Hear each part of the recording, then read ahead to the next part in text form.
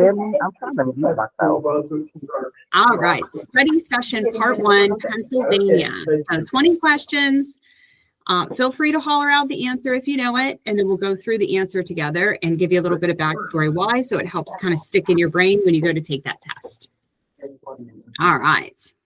So remember, these are all questions that may appear on your state exam. Question number 1, what is the minimum age to obtain a real estate salesperson's license in Pennsylvania? 18. You got it. It is 18 years old. So you have to be over the age of 18, and you also need to complete 75 hours of approved course credits and pass the final exam as well as your state and national exam to be licensed. Now, just think, if you have trouble remembering this one's a pretty easy one to get us started, but just think is you can't enter into a legally binding contract with the state until you're of age. And here in Pennsylvania, the legal age is 18. Okay. All right. Now it's getting a little harder. What is the purpose of the Real Estate Recovery Fund in Pennsylvania?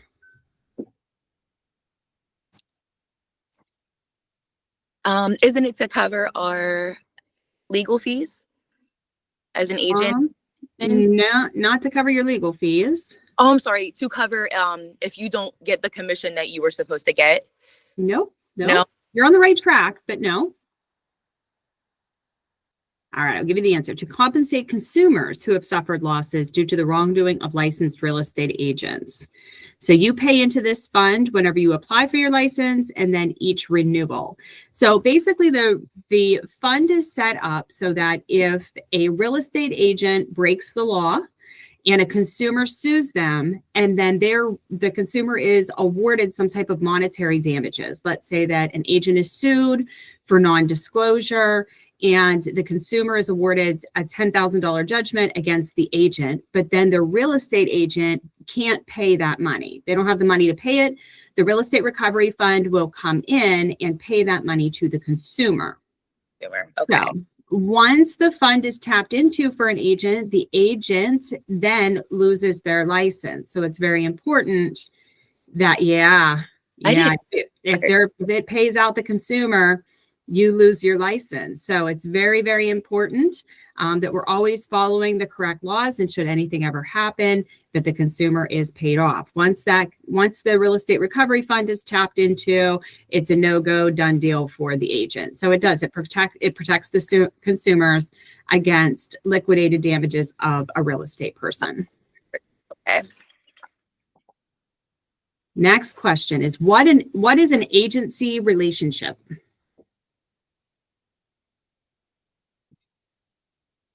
What is an agency relationship?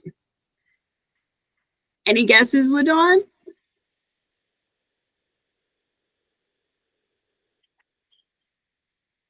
We can't hear you. That's okay. Well, let's go ahead and review the answer. It is a fiduciary relationship between a real estate agent and a client. And do we know what fiduciary relationship means? Fiduciary. We use that term a lot in real estate. Fiduciary relationship means that you owe duties like loyalty, obedience, and confidentiality, as well as full disclosure to your client. It means that you represent them and all of their interests, as long as their interests are legal. So fiduciary responsibility to your client is that they should be able to trust you. You should be able to educate them, and you should be able to lead and guide them at all times, putting them above yourself. So if you want to remember what fiduciary means, I always think of it as I'm putting my clients forward. I'm putting myself back and I'm pushing them forward, and I'm making sure that I have their interests at heart 100% of the time. That's what fiduciary relationship means. So when we're in an agency relationship with a client, we're also practicing fiduciary relationship, putting them forward ahead of our own desires. So, and again, you owe them loyalty, obedience, confidentiality, and full disclosure, which basically means, in a nutshell, you have to do what they want, as long as what they want is legal, ethical, and safe. Legal, ethical, and safe is the only time that you then say, no, I can't do what you want because that's breaking the law. Okay? So a client can never break the law. The fiduciary responsibility never goes beyond breaking any type of law. All right, next up. Which of the following is a physical characteristic of land? I promise you this is going to be on your test. Which of the following is a physical characteristic of land? Scarcity, immobility, situous, transferability.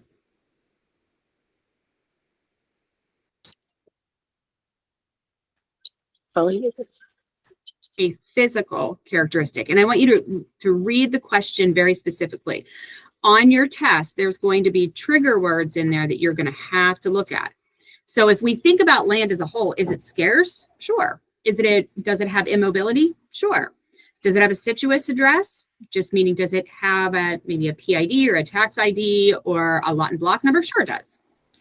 Is it transferable? Sure it is. But let's read the question closer. And I specifically put this on here because the state is tricky with their questions. So you have to make sure you read that question 3 or 4 times to make sure you're answering it correctly. So what is the trigger word in this question? I would say it's either physical or land. Physical. Physical? Yeah, physical. So let's think of it. Scarce, is that a physical characteristic? Yeah. No. Well, I guess No. I'm thinking of like a farm or something, like scarcity of like crops. So I guess no, not No. actually. No. Immobility, is that a physical characteristic? No, because you can't really move land, right? Well, that's what immobility means. You can't move it. So Can't no. move it. Situous. Remember, situous is how we determine where the property is located. So is that a physical characteristic? No. No. And transferability, is that a physical characteristic? Yeah. You Well, can transfer it from one person to another. Well, you can't do that either. That's not physical. So what would be the best answer out of these? You're looking for the best answer. Physical. So scarcity means there's not a lot of it. Immobility means that it's attached to the ground, you can't move it. Situous means the address. Transferability means we can transfer the deed from one person to another.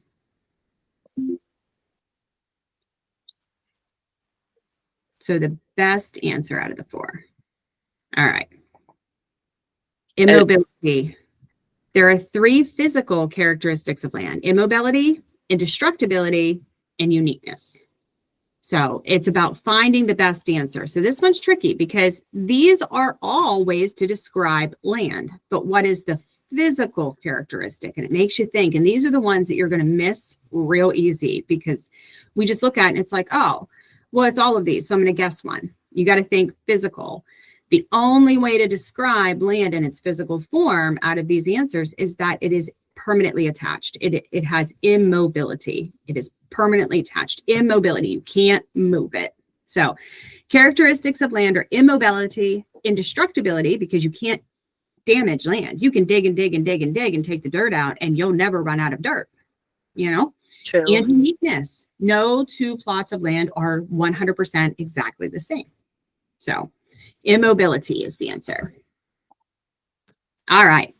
What is the purpose of a comparative market analysis? And this is what we call a CMA. What is the purpose of a comparative market analysis? Brittany, hit me. Come on, girl. You've been studying. You've been in the office every week studying. That's the one that has been getting me the whole time. I don't even know it. You don't know it? What do you think, No. Abby? It's the comps of the area. So you're looking at the numbers surrounding you to find a good price for the home that you are representing. Yeah, no, that's a good way to look at it. It's to estimate a property's value based on similarly sold comps. So what we do as real estate professionals is if, we have a seller call us on 123 Main Street and he says, I want you to come out and tell me what my home is worth if we put it on the market.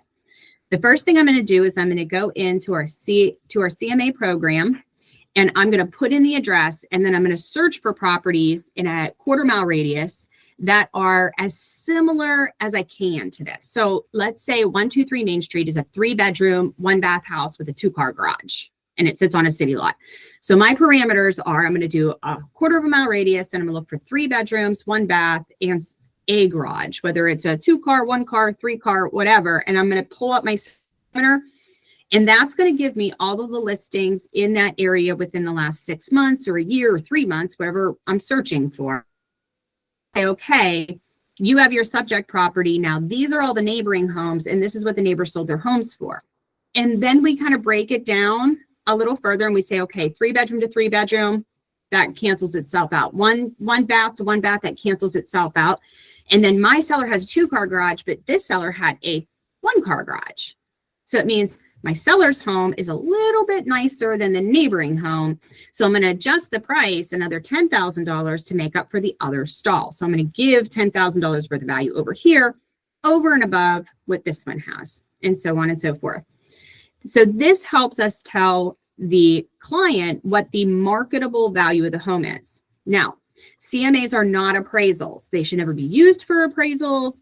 They should not be used to get loans. Only licensed appraisers in the state of Pennsylvania can do appraisals. Now, that varies from state to state. So just so you know on your national, but in Pennsylvania, you have to have an appraiser's license, and you can't have a real estate license and an appraiser's license at the same time because it's a conflict of interest.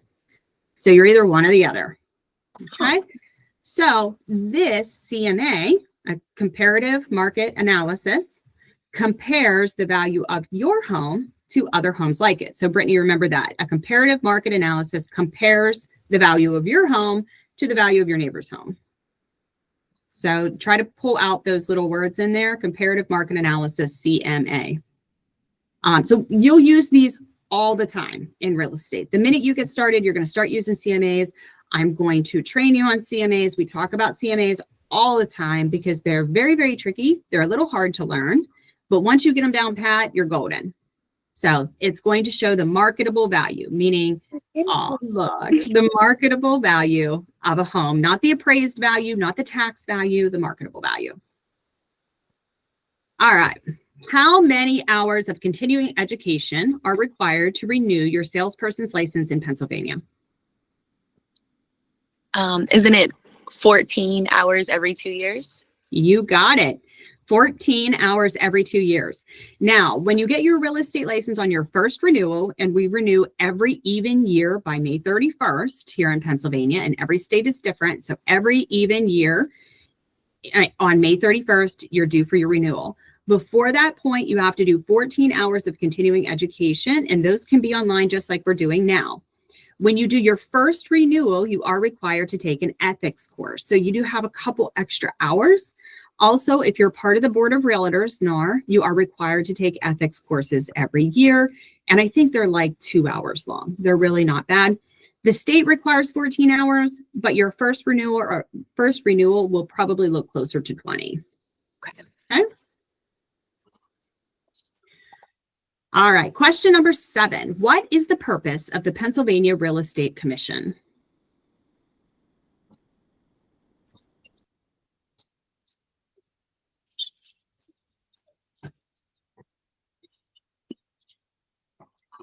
What is the purpose of the primary purpose of the Pennsylvania Real Estate Commission?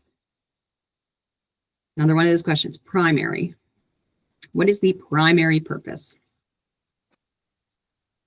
Oh, this one's a little trickier. To protect the public interest through regulation and licensing of real estate professionals. So they are the ones who hand you your license. So they are called the Real Estate Commission. That's what you're doing all of this for. Think of it this way. You can't earn commission unless you're licensed through the commission. You can't earn commission unless you're licensed through the commission. The commission literally controls everything we do in real estate. If they say jump, we say how high. If they say you need continuing ed, you've got to do it or you lose your license. They give licenses and they take them away.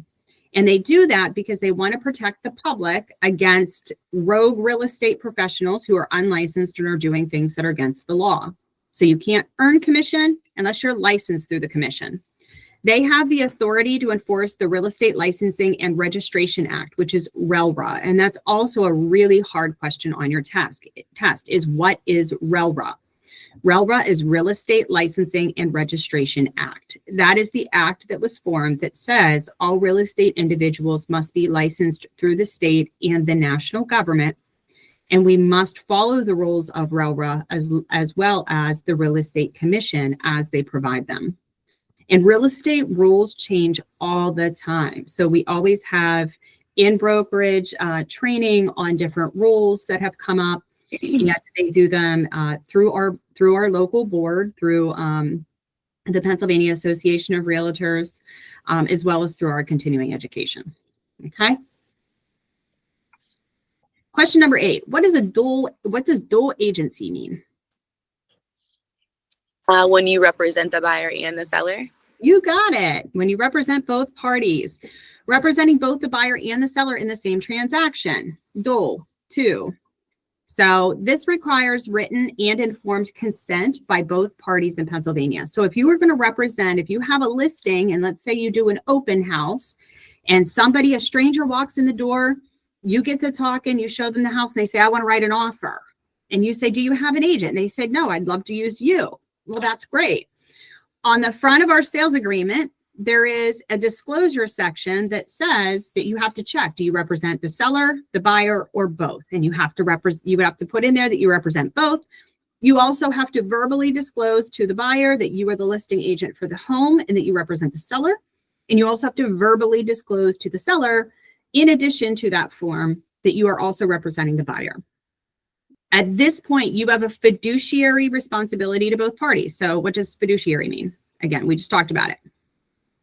You have a relationship with the client. They can trust you and you lead them, you educate them, you guide them. You're putting them ahead of yourselves. You're pushing them forward. So you have to push both parties forward and make both parties above yourself. So it's a very tricky situation to be in when it comes to dual transactions, because remember, you provide confidentiality and disclosure to the seller, and you provide confidentiality and disclosure to the buyer. So you have to treat them both equally and both fiduciarily without compromising either one of their rights, like sharing information back and forth without written consent. So it is tricky to be in. It is a learned process, but dual agency means that you're doing both. Okay. All right. What type of listing agreement provides the greatest protection to the broker? What type of listing agreement provides the greatest protection to the broker? So we're talking about listing agreements when we list a house. What do you think, Britt? Anything? No? Is it agent buyer agreement? No. No, we're thinking listing agreements when you're listing a seller's home. And there's all kinds of them. There's exclusive, there's non-exclusive, there's net. Which one do you think provides the greatest protection? Is it exclusive? It is exclusive, yes. It's an exclusive right to sell. So when we talk about listing contracts, the exclusive right to sell is what we use 99.9% of the time. That means that we're going to the seller's home and we're telling them, I, as your agent, have the exclusive right to sell your property. I can bring in other brokerages. I can bring in other agents who represent the buyer. And if they buy your home, I get paid a portion of that commission for my efforts. If somebody walks into an open house and I sell it to them, I get paid for that. And if you find somebody on your own, say your niece wants to buy the home while we have a contract, guess what? I also get paid for that. So the broker gets paid no matter who finds the buyer, even if the seller finds them on their own. Now, in contrast to that, we have non-exclusive right to sell, which means that the seller can go out and they can hire another broker. They could have two brokers if they want to, and they can also sell it on their own and not pay the original broker. So there's lots of different types of ways to sell it. They're not going to go in, and we do have other ways, but usually for your agent test, they're not going to dive too deep in it other than exclusive and non-exclusive. Just remember that exclusive means you exclusively get paid. Non-exclusive means you may not. You may not. So Exclusive means that you exclusively get paid. What is eminent domain? Is that Eminent domain. when the government can take over the property without you even being able to say no, like you have to sign it over? Yep, that's Yeah. exactly what it means. The government's right to take private property for public use with just compensation. Okay, so it's basically if the government wants your land, eminently they're going to take it. So eminent domain. If the government wants your land, eminently they're going to take it. So the government can come and take a private person's land if it is for the benefit of the public. So like they're putting in a new highway and it's needed. They're putting in a school. They're making green space or protected space because there's an endangered species there. So they can come in and take your property through eminent domain. But it doesn't mean that they just take it and they give you nothing for it. They have to pay you market value for the property that they are taking. So you have to be compensated fairly. And it does happen. In Pennsylvania, when must the consumer notice be presented to a prospective buyer or seller? At the Very beginning. At the first substantial discussion of real estate. So it clarifies agency relationships and must be signed and acknowledged. So understand that the consumer notice is just that. It's a notice. It is not a contract, and it even says that real big and bold on the top. This is not a contract. So when do you give the consumer notice? At your first meeting with the consumer. When do we give the consumer notice? When you first meet the consumer. They don't have to be a client. They don't have to be necessarily doing business with you.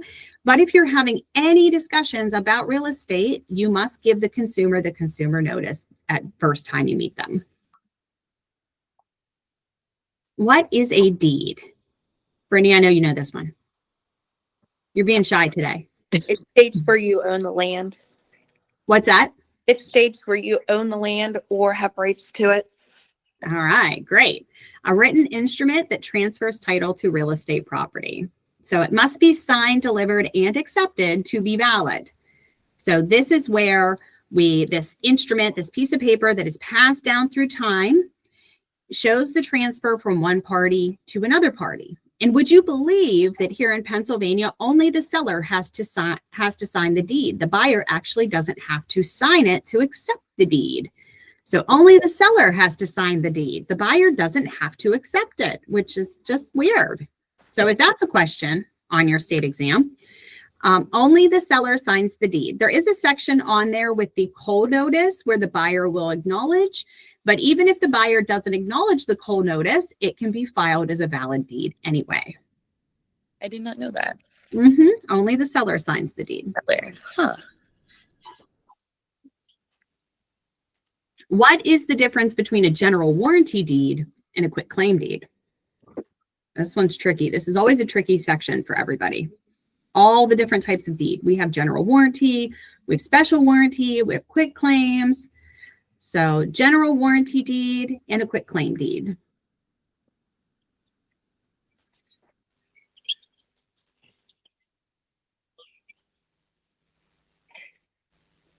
General warranty deed. Does that have anything to do with like homeowners warranties or anything like that? No. No. This is a deed. So this is the type of deed that they are conveying the property with. The type of deed or the format of the deed is very important when you're transferring property. So there's a general warranty deed and a quitclaim deed. We see these a lot. Like I said, we also see special warranty deeds, tax claim deeds, all kinds of deeds. Is the quitclaim the one where if you need it like in a hurry, you can get one? You could do any of them in a hurry. But quitclaim, yes, if you're transferring something quickly, that could be when you use it. All right, let's review. This one's hard. A general warranty deed offers the most protection to the new buyer, while the quitclaim deed offers none.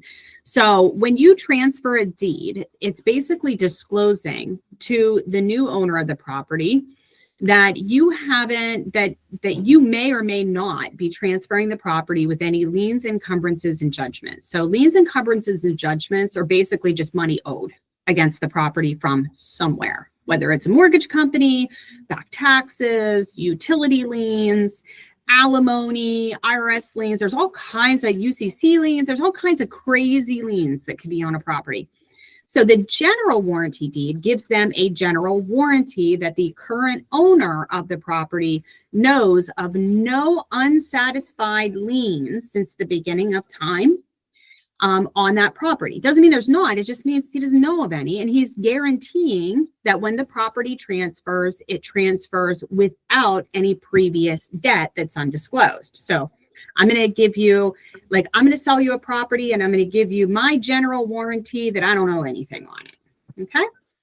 Where a quit claim deed, and people often refer to it as a quick claim, and it's not a quick claim, although a lot of people that even been in the business for 15 years say quit claim. It's quit claim deed offers zero protection. So basically that person is saying, hey, I don't know what's owned against this property. I don't know what's happened on this property. Maybe I inherited the property and I've never been there. So I'm going to transfer it to you, but I make no guarantees.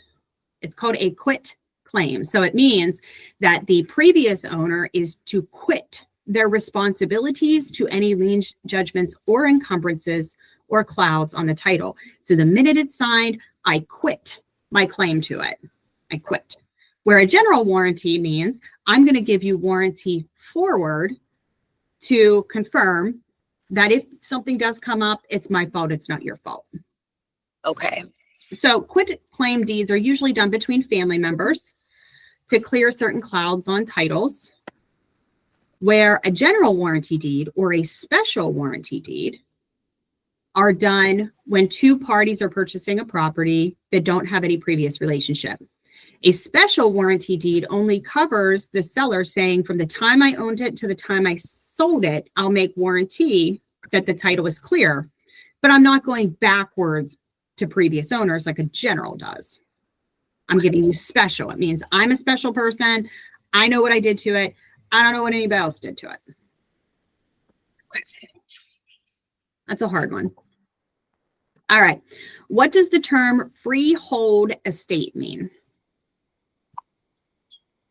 This is another hard one. Freehold estate. What does that mean? Freehold estate. Is that where if an owner passes away with no like deed where the property should go or anything like that? So then No. Freehold estate. This one's tough. It's an interest in property that is of an indefinite duration. Freehold means I am free to do what I want with it. So freehold duration just means that I can own it forever. I can farm it. I can build on it. I can dig a hole on it. I can sell it. I can give it away. I can literally enjoy my property and do whatever I want with it as long as it's within the confines of the law. So that's a freehold estate. So that's kind of the top of the trunk of the tree. But then different types of ways to own a property kind of branch out from that, which includes fee simple and life estates. So fee simple is the highest level of ownership that you can have on a property. It is absolute. You have absolute control and you can do whatever you want. So think of it this way. Simply fee simple. Simply, you can do whatever you want. Be simple. You can do whatever you want. And then we talk about a life estate, Hallie, which is what I think you were getting at. Yeah. Is ownership for life. So this type of deed allows you, so in the deed, it states that it allows you to have absolute control of your property for as long as you live. But then when you die, the deed details where that property goes. So maybe it goes to your spouse or partner. Maybe it goes to your children. Maybe you decided to donate your property as a natural preserve upon your death. So you have absolute right in life, but no rights in death. Where fee simple, you have absolute rights in life and in death, because then your will or your heirs determine what happens to your property after you die.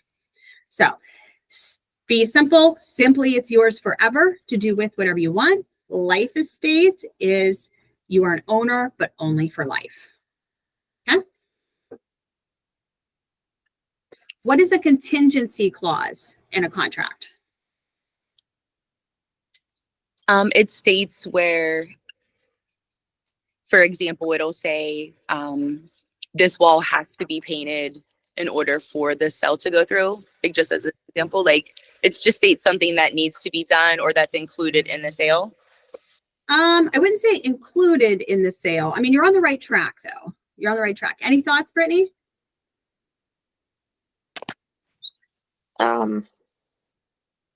Is it like kind of like a deal that you have to make with the potential buyer? Like, you do this, we'll give you that, like. Sort. I mean, you guys are on the right track, but it is a provision requiring a specific event to occur for the contract to be enforceable. So an example of that would be, say you're selling your home and the buyer comes along and they're getting an FHA mortgage.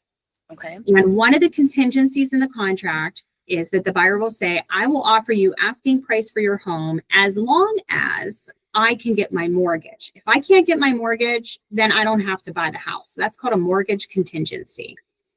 So they're saying that, yes, I'm going to buy your home, but the contract's only enforceable if my lender gives me the money. If my lender doesn't give me the money, I get to walk away from the contract and you can't come after me.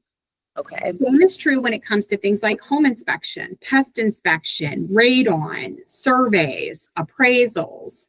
So there's all kinds of different contingencies that could be added to a contract. But again, if the specific event cannot occur for whatever reason, like an appraisal contingency, you sell your home for $245 and then the appraisal comes in and it's $215. Well, then the contingency kicks in and gives the buyer the opportunity to walk away because the projected event did not occur. Okay. What is the purpose of a title search? To look at past owners. Yeah, they look at past owners. What else do they look at? The property lines. Nope, that'd be a survey. Or survey. What do you think, Britt? Looking for like past owners. More importantly, what about those past owners? If they owe anything. Yeah, absolutely. What else? I'm sorry, I couldn't hear you. if they're late on like mortgage payments, or if they sold anything on the property, like a part of property. Yeah, they will see if a part of the property was conveyed. You guys are on the right track. So the title search is to verify the legal ownership of the property and identify any liens and encumbrances. So what they're going to look for is not just the past owners, but that the owners legally conveyed the property and that there is a clear, what we call chain of title. So your chain of title, even though a house doesn't have a title like a car, we call the history of the home the title. So we want to see that if in 1900, John Adams sold the property to Susan Smith, and then Susan sold it in 1950 to Joseph, and then Joseph sold it today to Rebecca. And we want to see that every time that deed went in, that it was signed and recorded, because again, a deed is not valid unless it's executed, so that it's signed, it's recorded, and that we have a valid chain that goes through. Another thing, once they get through the chain of the ownership, they go back over and they say, okay, the previous owner, did they pay off all their mortgage liens and encumbrances, and was the title clear? And then they go back again. Did this person do what they were supposed to? Did this person do what they were supposed to? So they're checking the ownership, and then they're checking the debt from each one of those owners. And a title search will go back traditionally about 60 years. A couple of things that they do not look for is they do not look at the survey lines. So that would be a surveyor. They do not know where the lines are. They do not know where a house is located, a shed, a barn. They don't check for that.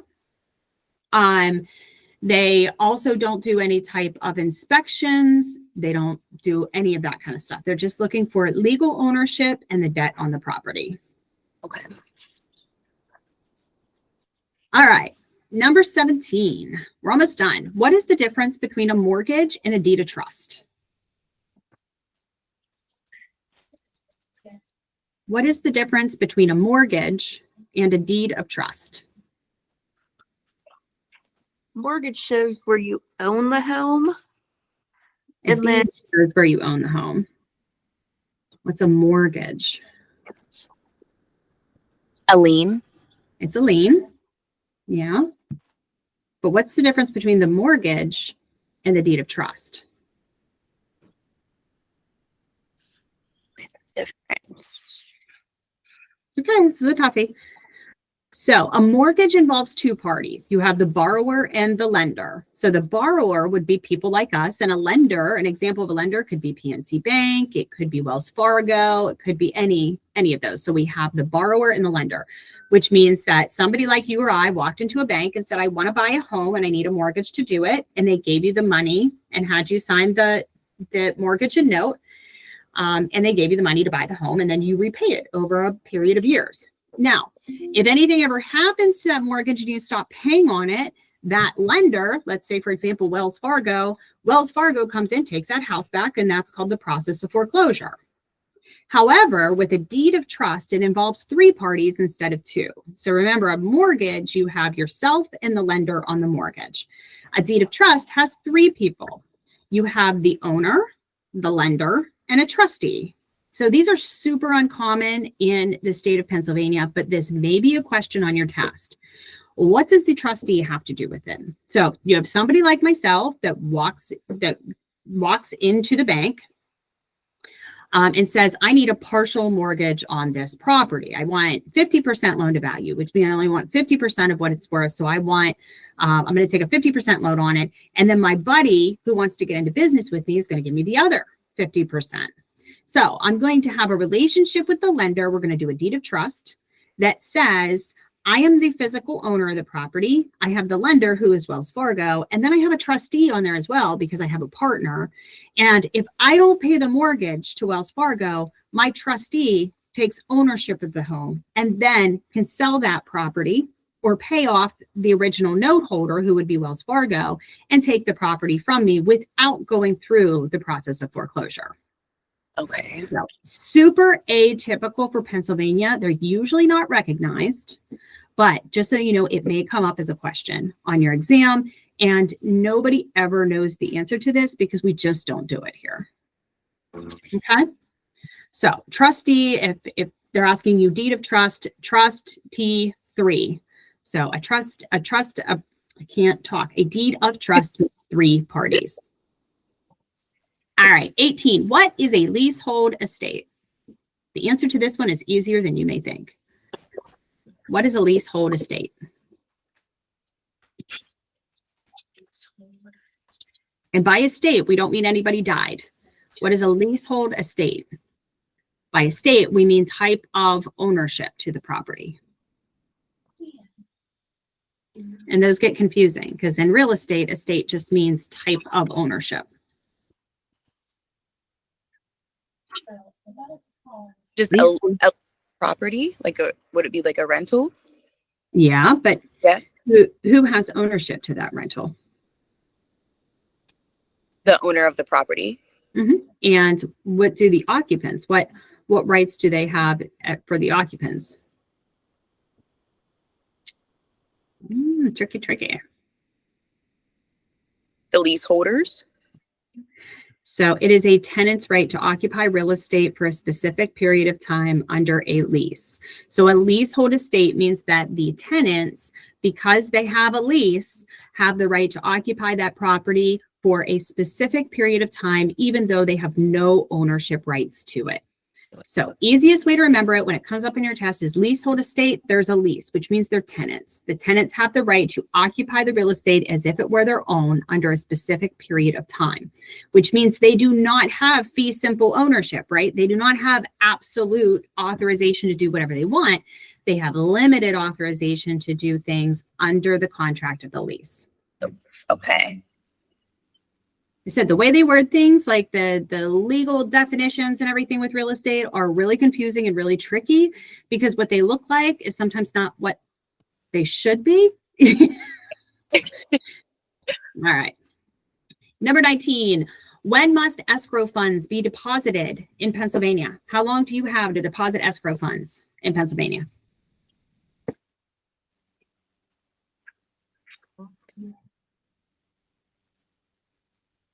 Any guesses? How long do you have to get escrow funds deposited into your broker account in Pennsylvania? Within 24 hours of receiving. By the end of the next business day. So yes, that was right. By the end of the next business day after receiving the deposit. Funds must be held in a separate account, federally insured. So when you receive an escrow check from a consumer, it needs to be made out to the broker's name. Only the broker can accept escrow. And you have to have that in by the end of the next business day. So if the day you collected it is day 1, you need to have it in by day 2. Okay. It must be received by the broker. The broker has an escrow account set up and registered with the state. It's a non-interest bearing account. So if your clients ever ask you, is there interest on my escrow? The answer is no.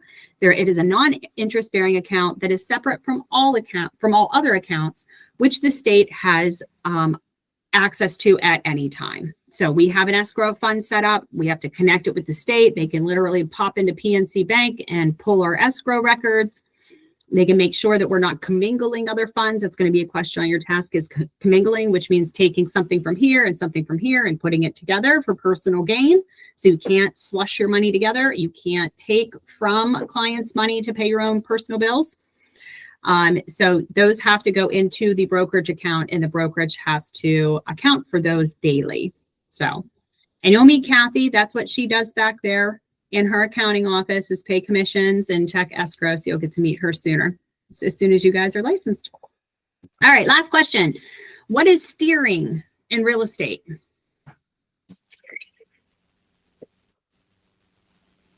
That is like whenever you are, say, showing a home and you are telling the client, say there's, oh wait, I'm so sorry. It's okay. It's either, I get this one and another one confused. It's either like luring someone away from properties. Like if you are renting out an apartment building, you're making one floor the floor that has children, or is that steering? We're getting there. What do you think, Brett? Like they have something in mind, but you can meet like another expectation or higher. You're like, hey, maybe I can take you this way, see what you think of it. No. And this one is hard just because most people, I get this, that like 40 years ago, that this was a big problem. I think the younger generation really doesn't, it doesn't come into our mind a lot, but it is important law. It is illegally guiding buyers towards or away from certain neighborhoods based on their race or protected class. Meaning that it was very common, in our grandparents' age to say, okay, you're purple, so you live in this neighborhood, and you're green, so you live in this neighborhood. And, oh, you're a purple buyer? No, you can't see this house. We're going to take you and see this house. So, and that was a huge problem a lot of years ago. Not so much anymore, but it is a violation of the Fair Housing Act and the Pennsylvania Human Relations Act.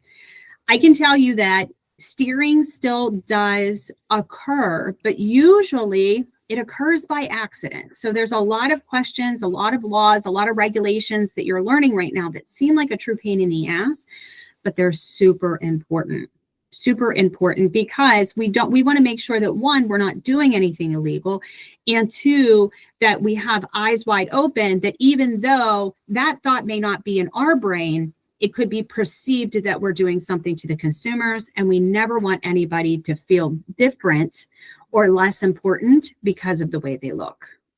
Okay, so it is illegally guiding buyers towards or away from certain neighborhoods based on their race or other protected class. All right. So All right. What's that? No, I was just gonna say, so would steering be considered a violation of Fair Housing Act? Was that something? Mhm. It is a violation of Fair Housing Act and the Pennsylvania Human Relations Act. So the Fair Housing Act protects all people from discrimination and provides equal opportunity housing for all. Okay. So, all right. Well, that's all I got. How do you think you guys did? I mean, pretty good. This was very helpful. It really was. I loved I feel like you kind of covered like different areas. Thank you so much. This was very helpful. You're very, very welcome. Very, very welcome. So in 2 weeks, we're going to be doing the national part. And then 2 weeks after that, we'll do Pennsylvania again with 20 new questions. Okay. So stop by for that. And of course, we have other trainings and stuff coming up on the roguagent.com calendar. So make sure you sign up for those as well. Absolutely. Thank you, Christina. Thank you, guys.